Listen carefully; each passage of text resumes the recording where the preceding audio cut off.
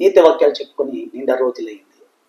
ఇది ఈ నీతి వాక్యము ప్రతి ఒక్కరి జీవితంలోనూ ప్రతి ఒక్కరికి అనుభవం అయింది.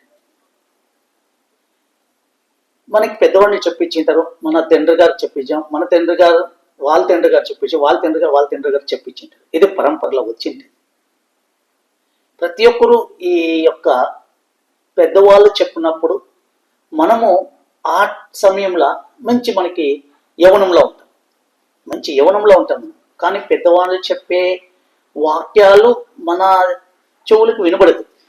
ఆ వాక్యం చెప్తాను మన చెవులకు వినబడదు. అంటే మనము ఆ పరిస్థితిలో ఆ వాతావరణంలో మనము పెరుగుతూ ఉంటాం.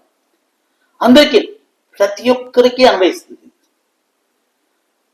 ఇందులో స్త్రీలు వేరే పురుషులు వేరే అని మాట్లాడలేదు. స్త్రీలు పురుషులు అందరికీ అన్వయిస్తుంది ఈ యొక్క నీతి వాక్యం. మా తండ్రి గారు చెప్తూ ఉండరు, వాళ్ళ తండ్రి గారు చెప్పినారంట.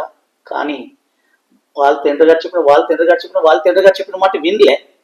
వాళ్ళకి అనుభవం అయితే వాళ్ళ యొక్క నొప్పి వాళ్ళకు తెలిస్తే ఈ అనుభవం ఇంత అనేది అర్థమైంది.